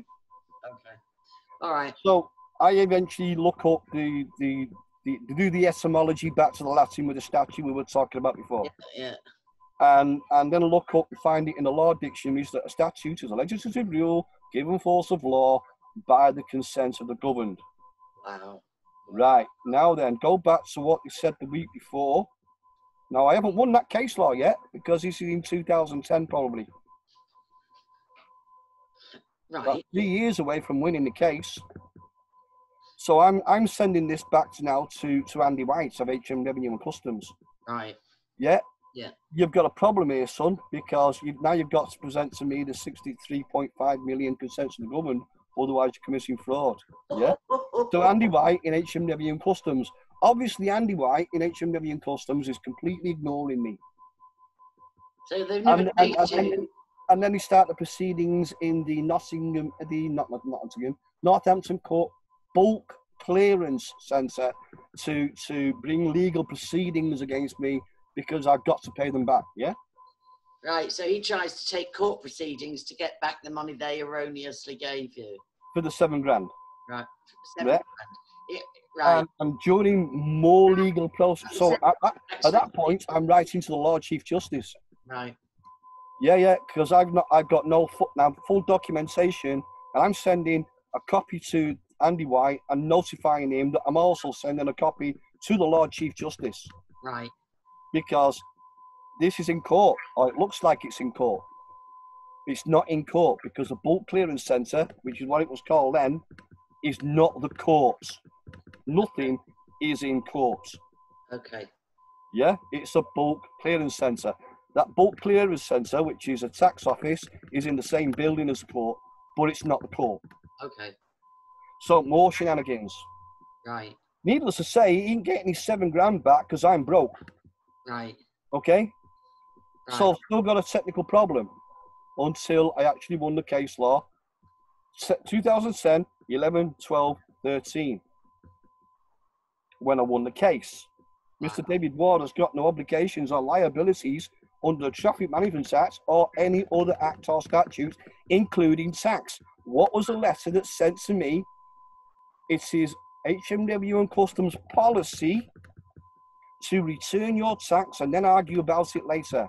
Well, I'm sorry, there's no argument now, son. Right. Because, and we're not just talking PAYE now, we are talking all tax. Wow.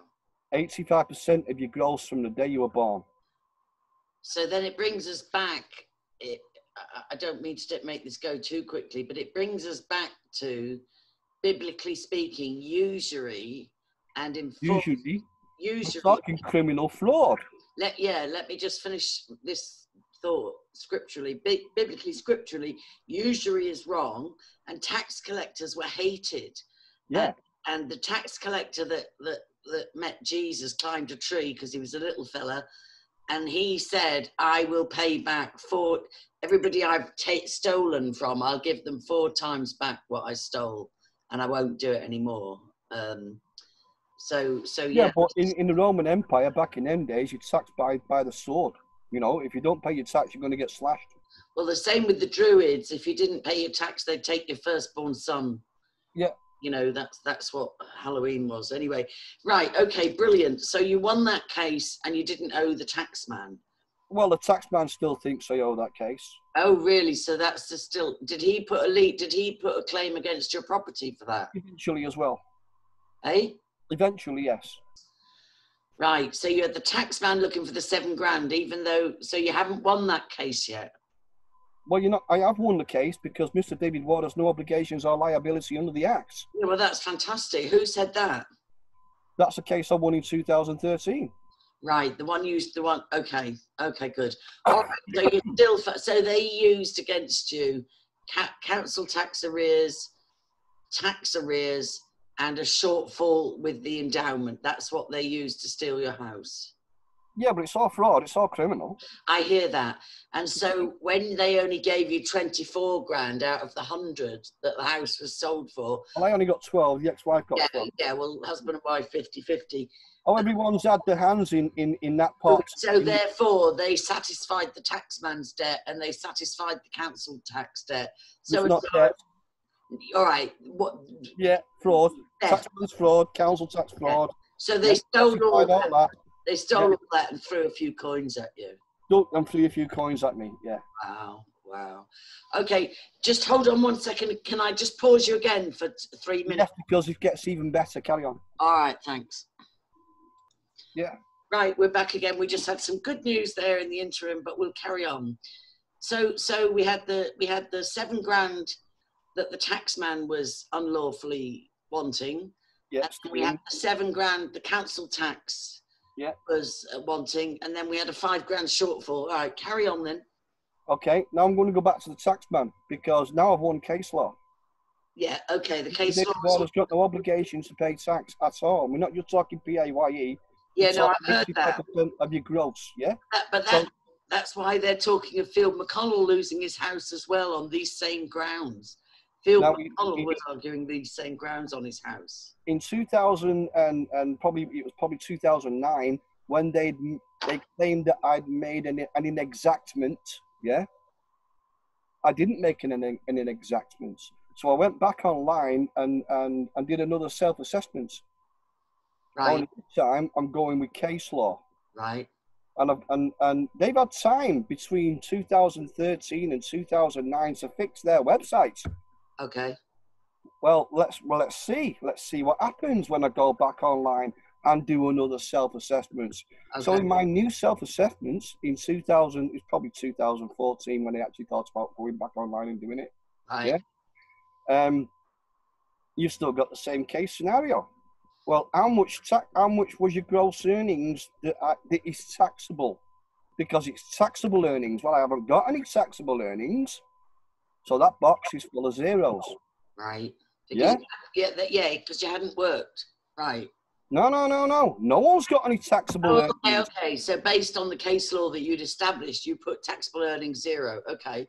Right. Okay. Right. Taxable earnings is 0 because I haven't got any taxable earnings. Okay. Okay. Now, how much tax have I paid? Well, I'm going for it all. £999,999. Right, you've paid 100 grand in taxes, have you?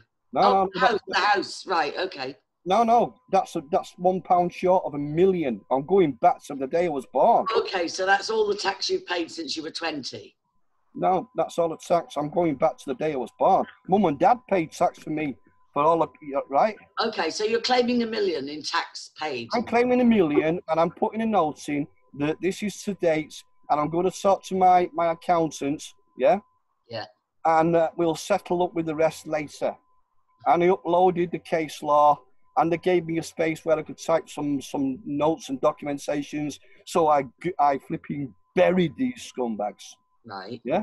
And like the previous time, I gave them my bank account details so they could transfer the £999,999 like they did before straight into my bank account. Don't forget, I've got them by the balls here in legal. I've got them by the balls in their legislation. I've got because they've got it is their policy to return my tax. It does not specify just the PAYE. It's all the tax because all the tax is illegal. Okay, so it's they So I did that. All right. Clicked on next. It processed it. Right. So they've not fixed the website. Right. Deliberately not fixed the website. Right. Because that is exactly the process that they give you and everybody else to get all your tax back every year. Do you think, am I being too conspiratorial to think this is a way of sweeping up people's homes? No, we're just talking about tax here. I know, but if their website is set up deliberately not to pick up on anomalies or mistakes. It's not an anomaly anymore. No, I that know. actual website, the end of year self-assessment, is deliberately designed where you can put 0 in box A, which is your taxable income, and box B can be all the tax back. It's done that way on purpose.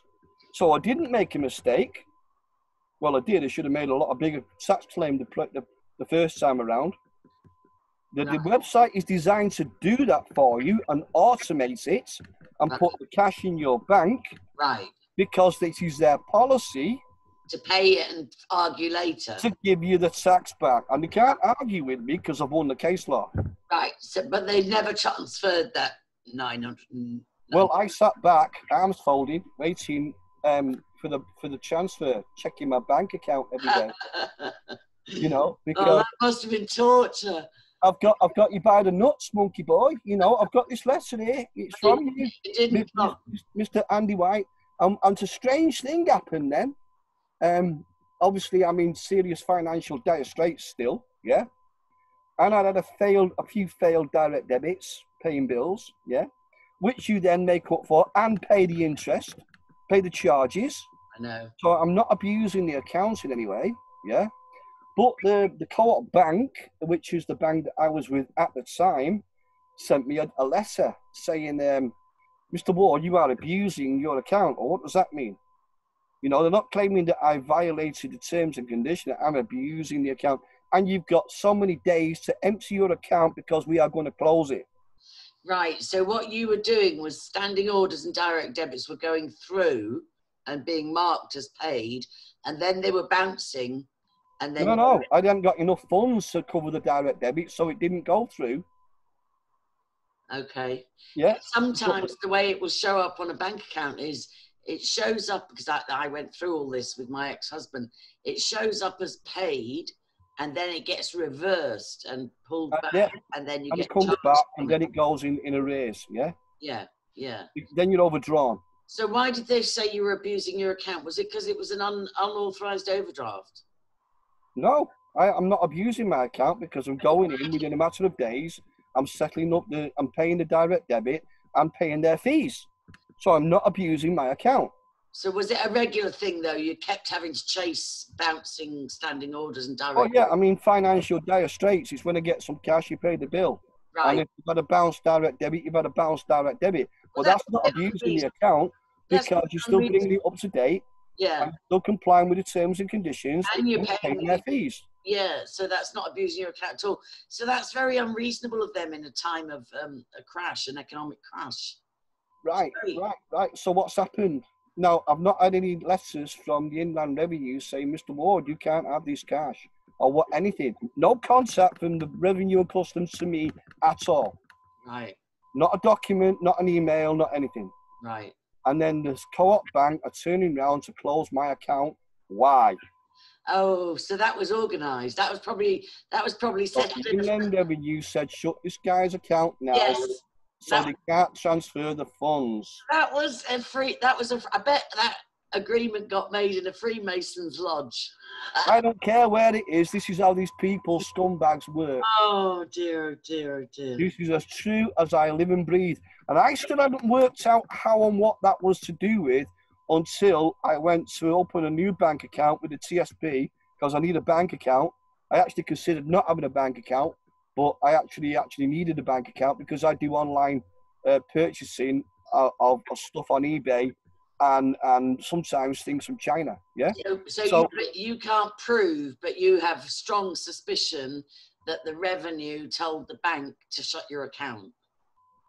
I know that for the facts. Why else? Because I went into the TSB to open an account, and I'm talking to the bank account manager, and I'm saying this to her. Well, why? In what way have I abused the account? And she said, you haven't. You haven't abused your account because you didn't comply with the terms and conditions. So I've got that confirmation from another bank account manager, that I have not abused the terms and conditions, and therefore I have not abused the account. Right. So what conclusion is that? Yeah, jiggery pokery. Definitely, HM Revenue and Customs closed my bank account so they could not transfer the funds. Wow. You see how I qualify things with somebody else. Okay.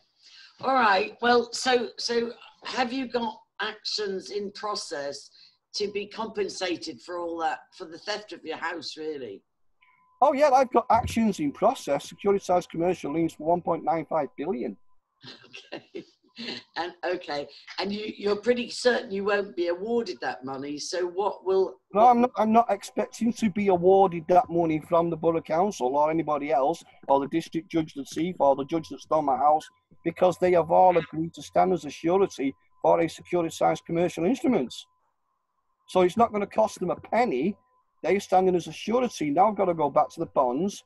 That's a securitized commercial instruments, and the pledge. That's a securitized commercial, which creates brand new cash. And inclusive in that, if you go for a bank loan, whether it's secured with a mortgage or not, it's a bank loan. You fill in a paper, you sign that document, and whoever signed that document, that is a securitized commercial instrument, where the one who filled in the document is the surety. And that is exactly how the cash is created, not by the bank. People have said the bank make money out of fresh air. Well, it's not money, it's fiat, and it's not the bank. It's the guy that signed the paper on that application form that created a securitized commercial instruments and the brand new cash to buy a house, or for a loan, or for a credit card. So then the personal bank managers or whoever authorises the loans, they will be liable? No, there's no liability here because the banks are licensed to commit fraud.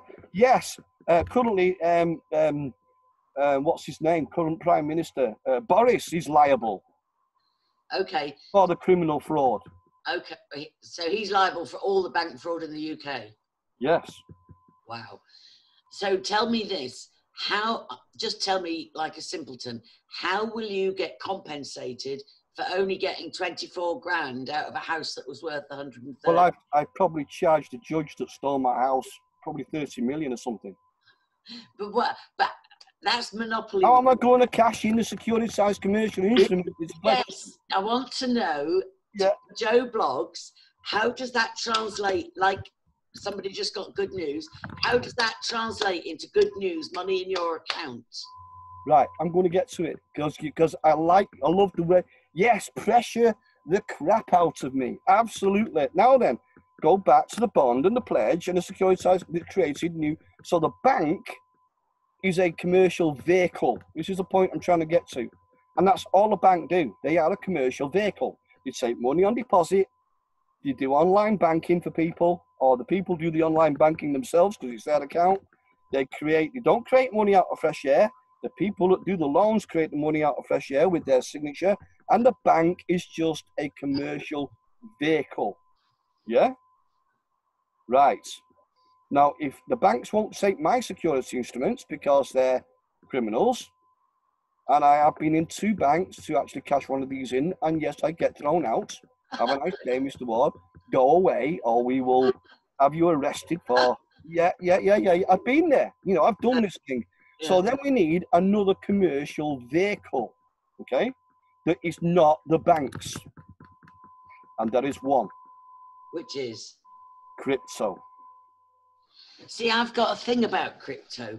I tried to, somebody advised me, again, I know some pretty well connected people. Somebody advised me around 2009 to buy into Bitcoin at 50 euros or something. Yeah. And I didn't get it. So I didn't. And then I went to buy into it when it was 2,500, and that was not long before it went up to 20,000. So that would have been a tidy little, and as it happened, it just kept not working. I don't know what it was. It was something about the laptop or whatever, the device, or maybe it was just me, but it didn't. I think I do have a Bitcoin wallet, but I've never used it. I think I got some, no, I haven't used it. So I don't even know if I've successfully created that. But the blockchain, I've got feelings about it that, first of all, if they get everybody onto blockchain and crypto, and that's using more energy, you know, all these idiots that say we've got an energy crisis and so on, and we need to not do this and not do that. Well, the energy taken to keep crypto going is off the charts. It's quantum off the charts. You know, it makes everything else pale into insignificance. Talk about that. Also, let me just finish this chain of thought. Also, it's not just like that, but I know somebody lost 100 grand worth of Bitcoin. They had it stolen because they did ride the Bitcoin wave and they did very well, but it got stolen. So it's not really that secure. And then also, what about if all the electric goes down? What about if internet goes down? Nobody can access their money. So I'm wondering if it's a way of tracking everybody. It could, you know, there's talk about it being the mark of the beast. And there was talk 20 years ago about how you'll be persuaded that banking is all digitized, so you might as well get a chip in there or a chip there, and then you can access your Bitcoin wallet and you can pay for everything and all the rest of it. That's the mark of the beast. So I'm thinking maybe the Bitcoin system, blockchain system, it's not perfect, and it's possibly the mark of the beast. So I'm not thrilled about blockchain being the only solution. Well, you might not be thrilled about Bitcoin or blockchain, but it's been around for 11 years. It's very stable. Now, I'm not saying there isn't any crooks in that world, because there is crooks. There are. And people are trading their coins back into the same as people would trade stocks and shares. And if there's going to be winners, there's going to be losers. I think someone could lose 100 grand quite easily. I think it was originally used and designed by crooks, and it was mostly used on the dark web for selling drugs and children and pornography. It was used for criminal means, and then they tried to make it respectable and say, well, we can actually use this, you know, everywhere for everything. Right, I'm going to get really complicated with everyone and you now, so this is going to blow your mind. Okay? Right. There is now 16,000 or so I've looked up, and in one particular report site group on the internet. So, you know, I'm not saying that is gospel and absolute, but according to that report on the internet, there is now 16,000 crypto coins. Yeah, I believe that. I mean, I'm not being accurate. I'm not. On another website, I'll say there's 5,000 crypto coins. Yeah, I believe that. It's on a planet where there's only 200 fiat currencies. And like you say, if all the power goes out, well, you're not going to get your... How do you get your stuff? You're not going to get your cash out the bank anyway. Yeah? Yeah. So it's horses and courses, you know, it's irrelevant. Yeah. Now, all the blockchain transactions in commerce on a global scale actually add up to only 3% of the world commerce. All right. So you've got 16,000 cryptocurrencies on a planet with only 200 at best fiat currencies, and they're only actually achieving 3% of a global commerce percentage basis. It's made up money. It's pretend money. It's like, right, I've got. It's all pretend money because fiat currency is pretend money. It's all pretend money. It's like when I was little, we used to play cards with buttons out of the sewing box, but it still made the game really exciting. Yeah, fiat currency is made up. It's made up. It's all made up. Yeah. And now, okay, so let's actually go to the current working function of a blockchain cryptocurrency vendor. That's this guy here. He sits down at his computer, or he gets one of these developer companies to craft up a cryptocurrency. We'll call it Pinkfish currency. Call it Pinkfish coin. Yeah. Yeah. So he's done a initial coin offering. That's what they call it. Initial $20 million. Right. So you've got $20 million of coin to sell, and people are going to buy that. Yeah. For $20 million. Right. And here's the next guy. I'm going to keep it this simple to these two people. No, so not a rook of people, because it gets too complicated. So, vendor has now sold his $20 million of crypto to blockchain user. Okay. Now, this guy who sold his 20 million blockchain coins has got $20 million in his bank. Right, yeah. And this guy over there is going to do some trading, up and down, win some, lose some. But eventually, he's going to make his $20 million in blockchain. He's going to cash it back in. Okay. So now there's $20 million over there in one bank, and he's transferred his blockchain back to the bank, and he's got his $20 million again. Right. So that's outright criminal fraud on 16,000 cryptos that exist on planet today. Right, because all the mugs like me, that would have bought Pinkfish coins, thinking, this is a good investment, this is going to go up, we're left holding the baby, because guy number one got his 20 million, guy number two made 20 million, and then you get the mugs like me and my sons holding on to Pinkfish coins, and nobody wants them, so it's fraud. It's all fraud. From end to end, crypto is fraud. Oh, you know what? I feel like titling this, it's not just a case of follow the money. It's like dirty, filthy lucre. It's like everything comes, even my field is exposing and investigating and healing from child sexual abuse, child trafficking, satanic. That's my thing. But listen, the only way to get to the bottom of it, sadly, is follow the effing money. It's all about greed, and it's like the lust for money is the root of all evil. It is. There's another problem that I need to cover. When what we pay tax also pays tax, then there's no return path for that second tax back into economics. And this is why the planet-wide is in financial economic distress in every country, and they're all in debt for trillions. And there is an economic crash going on, and it's been going on since 2008, and 3 countries have already gone broke. Yeah, great. Fear is in serious trouble because of the taxation alone. 85% of your gross is taken in tax. You're living on 15%. How do you know it's 85%? Because they say it's 19 or 40.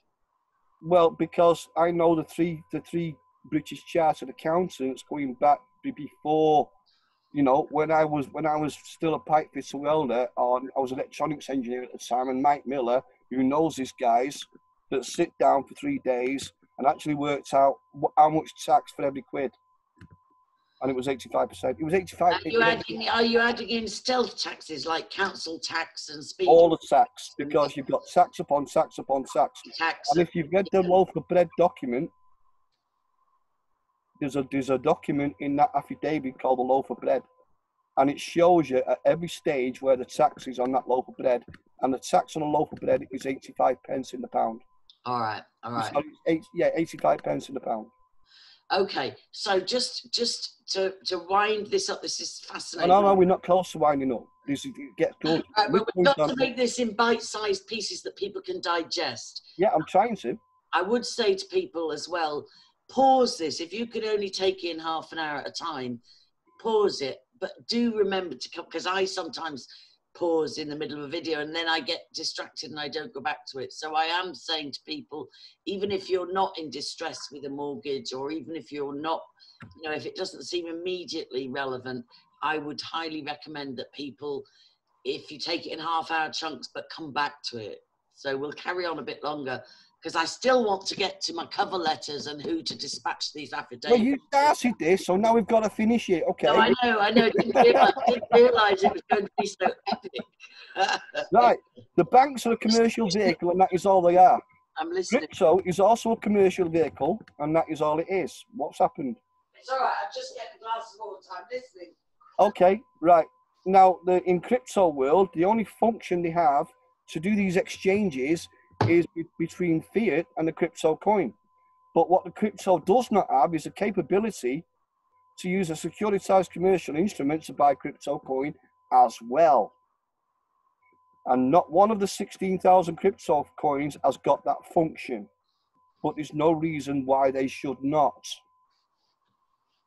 There's no legal reason why we cannot add that function to the crypto coin. So when you've got a securitized instrument by way of a lien, which is exactly what I've done, we cannot use that instrument to buy crypto. And once you've bought your crypto, and let's call it, for the love of it, Lian coin, yeah? Then once you've bought that and it's in your wallet, you can then transfer that back to your bank account.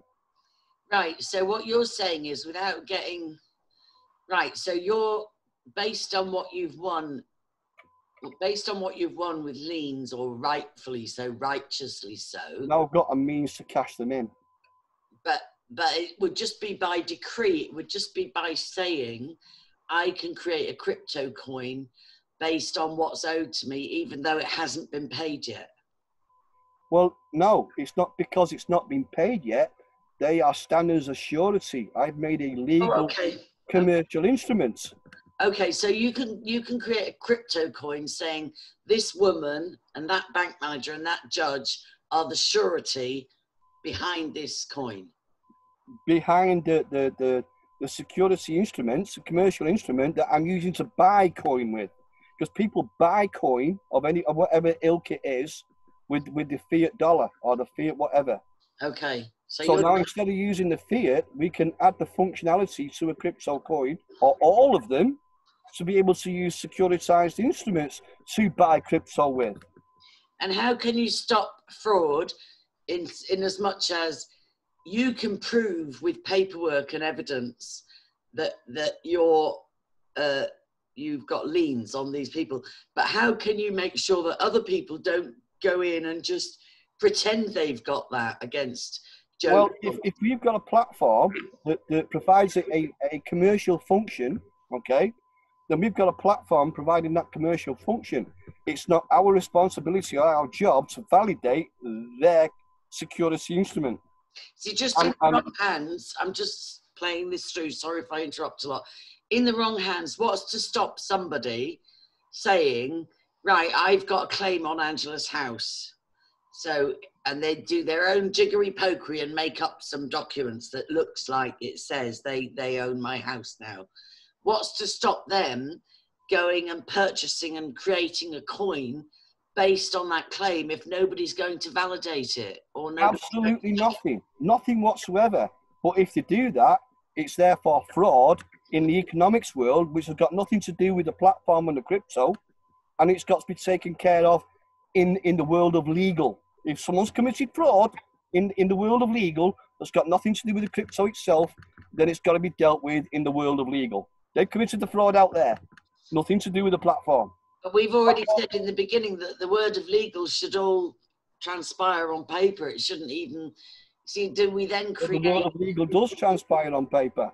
But do we then recreate a legal profession which is in charge of finding out who's got a real... Who has taken charge of my own legal profession? I have. I've issued securitized commercial liens by agreement because the whole process is full of agreements from end to end, where I've created these securitized instruments, and the people who've committed the criminal fraud in the first place, the Sarah Pies, the judges, the barristers, the lawyers, have all agreed to stand as a surety for that commercial instruments. Now, that's an extremely complicated legal procedure, which you haven't read yet. Right, and they've agreed how? By not rebutting? No. He who makes a claim carries the obligation, there's your contract, to prove it. to present the material substance of the claim. Okay. Failure to present this evidence in the next 7 days will enter Mr. Shitface into a lasting and binding agreement to the following effects: that the claim made is fraudulent in nature. Right, they have now entered into an agreement where they've not performed, they're going to stand for commercial charges. This is a legal, documented process. So he who makes a claim has to provide the evidence, right? Yeah. And if they can't, then their claim is fraud. Okay. Fraud is a chargeable criminal offence. Okay, so that would filter out, that would filter out a lot of spurious. Yeah. Now then, we've got a means here where we've now got a foundation which I've built over the past years, a foundation in evidence that cannot be challenged. Because who is it I've brought these claims, these security, they're not claims, securitized liens against? They are judges, they are barristers, they are lawyers, and they are bailiffs, and they are the executive officers of government. So no one can challenge that. No one can challenge the veracity of that, because it's been vetted extensively by the government itself. Right. Yeah? Yeah. Right. No one can challenge the fact that I've created these securitized commercial instruments, because for the simple fact is, hello guys, I'm Seth here and I'm not in jail. Right. Now, if I'd done anything wrong during that process, I assure you, I would have been in jail a long time ago. Okay. And it's as crystal clear as that. Until you actually read the files, the 38 securitized commercial instruments, which are circa 140 pages, and they're extremely complicated, until you sit down and understand it, then you've got to sit down and understand it. And it's that simple. You've just got to keep reading and reading and reading and reading, because it's there in black and white. And the evidence of the claim is there in black and white. And the legal procedure is there in black and white.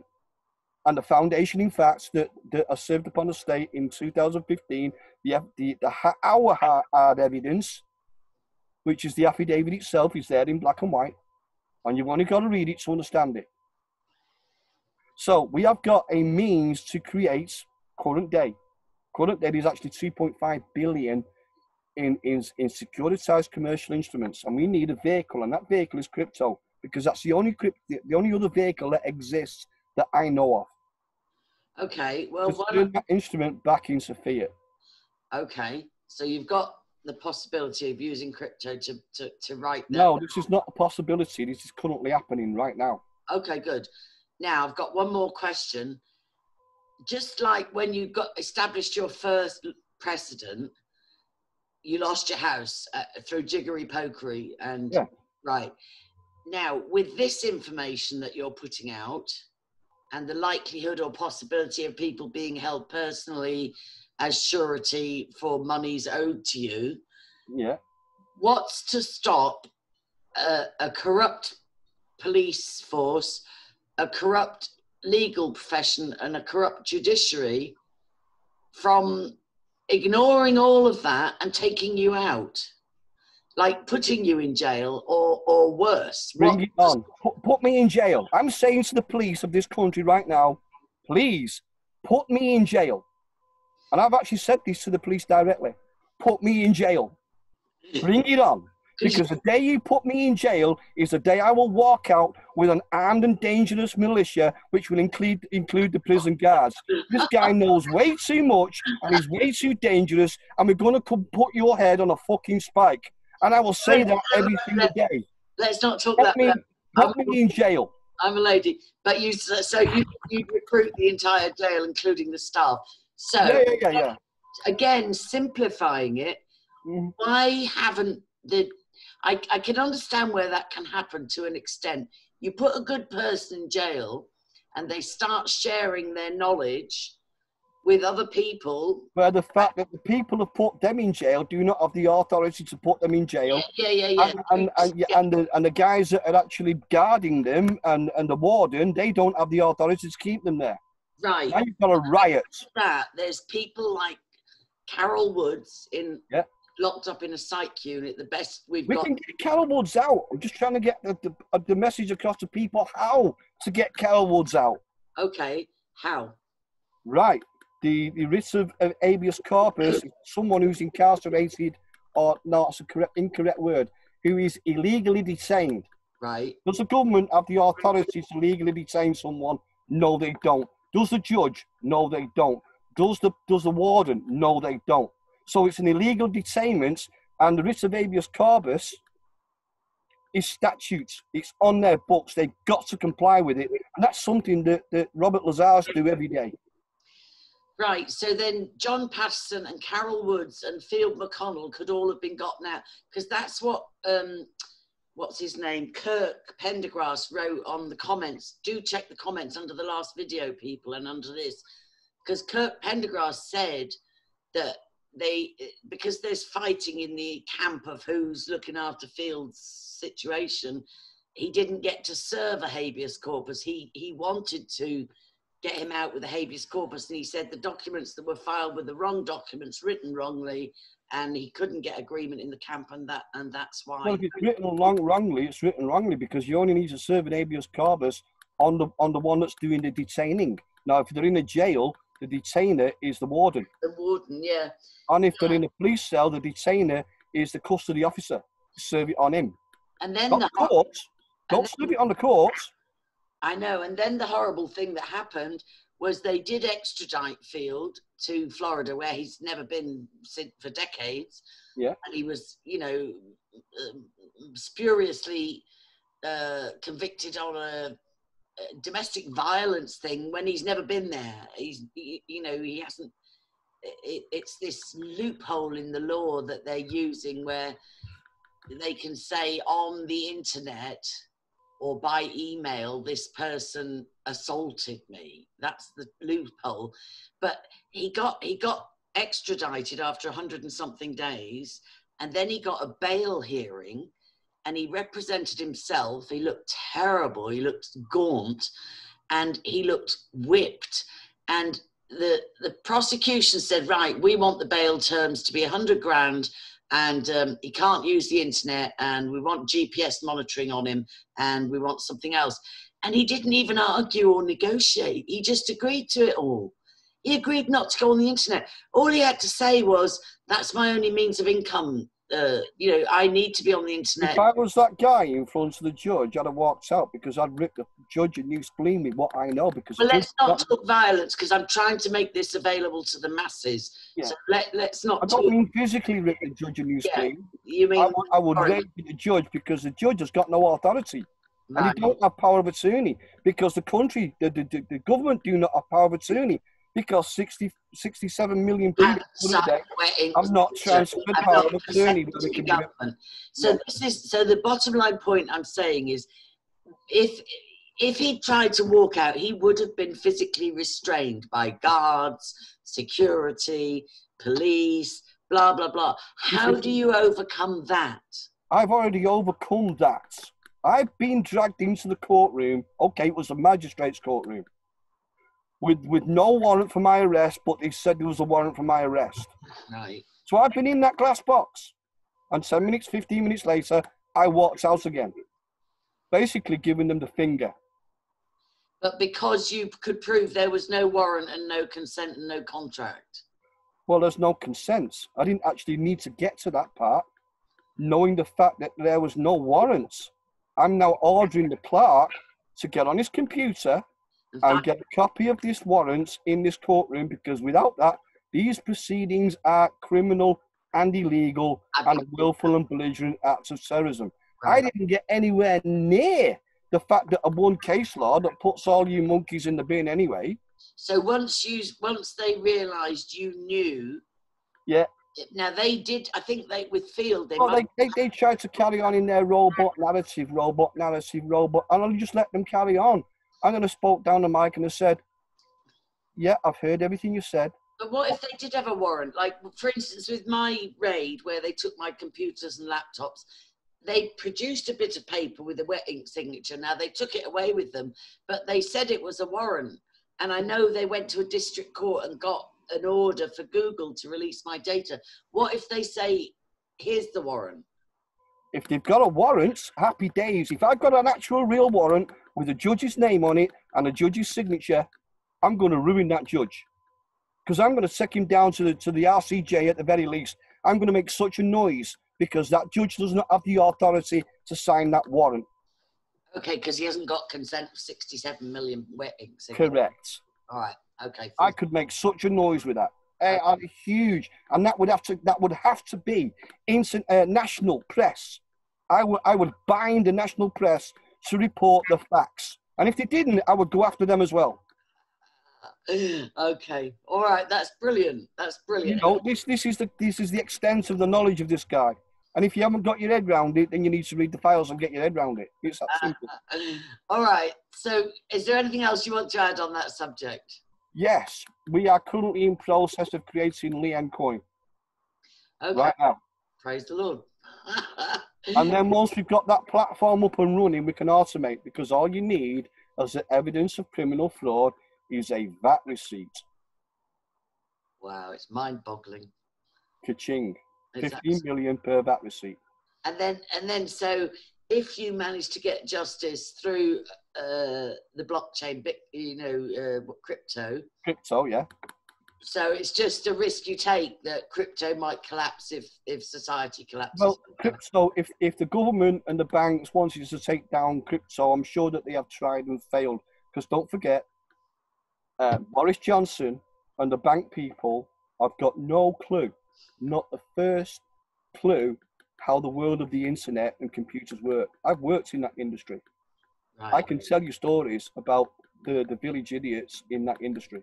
Well, we've got researchers both in America and the UK and Ireland and Canada working on actually piecing together the money trail of money laundering on a industrial scale, just billions, trillions being stolen and moved around. Yeah, the governments are doing that, and the crooks are doing that, money laundering. And the celebrities and the pimps and the... Yeah, you can have truckloads and truckloads and football pitches full of incontestable facts on things like that. Yeah. But what do you do with it? How can you do that, anything in a court where the judge is basically the janitor, and he is the janitor, where his boss has given the license to commit fraud to the bank, and the judge has got no authority over his boss.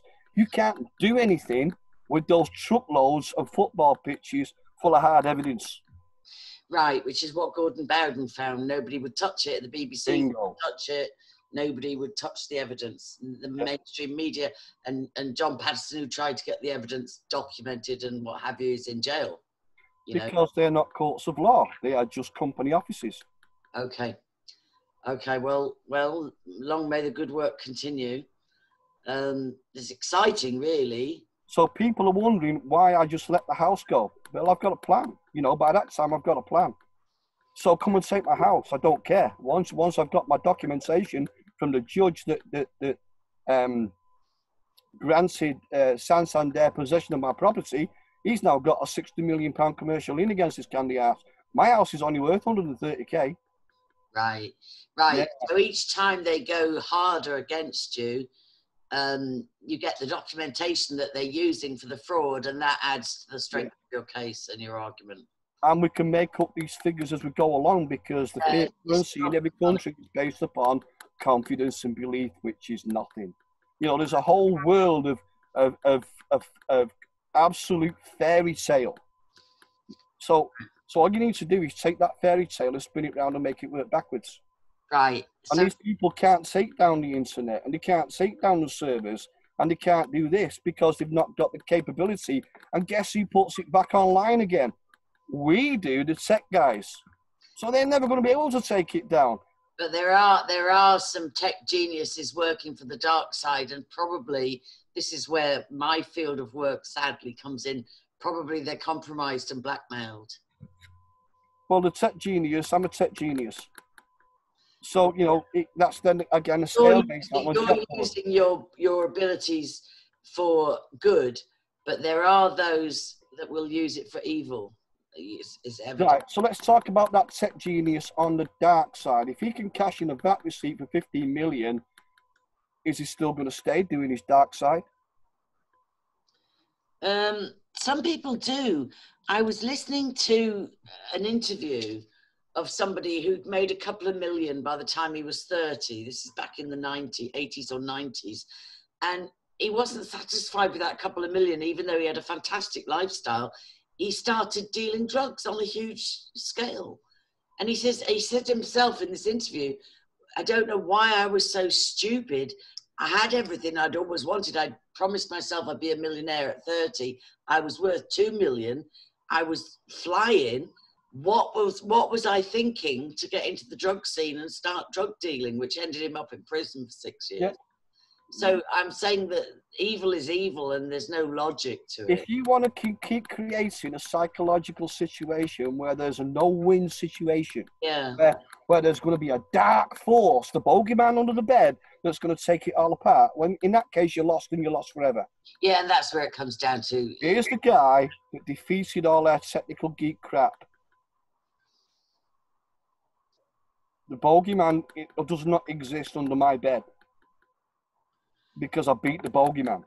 Yeah, and the ultimate bogeyman, you know, without transferring this into a theological debate, but the ultimate bogeyman is Satan or Lucifer or whatever, right? No, there's another big debatable point. Because I don't want to get into that. I don't want to get into theological debates. I'm just saying, my belief system is this kind of stuff is going to come to an end. Satan can't do anything with the hand of man. Yeah, no, it's just like we're the hands. But it's not Satan, it's man. Yeah, well, yeah. Satan is therefore at that point a patsy. Well, yeah, it takes people, just like we're the hands and feet of Jesus, there are people that are the hands and feet of Satan. Yeah, and they're people, and people are just people who shit down the pan. I know. Right, so the bogeyman doesn't exist because they're just people. Don't you just love psychology?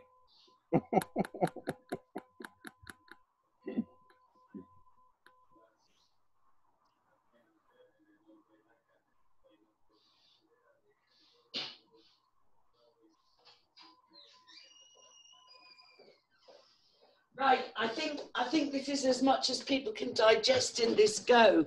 Shall we keep going on this video with regard to what to do with my case, or shall we? I think we should leave this as a standalone video, or do you think we should carry on with the? I agree. Keep this as a standalone video, and you know, because it's getting lengthy. How long is it going on for? Yeah, no, it's gone on. I usually try and stick to 45 minutes. Our last video was an hour and a half. I would say this one's more like 2, maybe 2.5. So I know it's important, but I'm trying to keep this in digestible pieces that people can cope with. But when you've got me in a conference like this, you're going to get guns and bullets coming at you thick and fast. Anyway, what suggestions do you have for titling this? You're asking me? Well, just your opinion. I would entitle this "Now It's Time to Go and Get a Coffee." To be honest with you. So what have we covered? Mm-hmm. We've covered house repossessions. Yeah, mortgages and the fact that it's all fraud. We've covered mortgage fraud, tax and the fact that tax, they've got to give you your tax back, but you don't because they'll shut your account. And commercial liens. Shall I write that? Securitized commercial liens, yeah, where the criminal stands as a surety for the commercial instruments, which we can cash in through a crypto. And that's in progress as we speak, because nothing gets done overnight. Money. So yeah, it's all about the cash in it at the end of the day. Yeah, which is why I like to. For me, I know that money's not the root of all evil, not at all. No, but the lust for money is the root of all evil.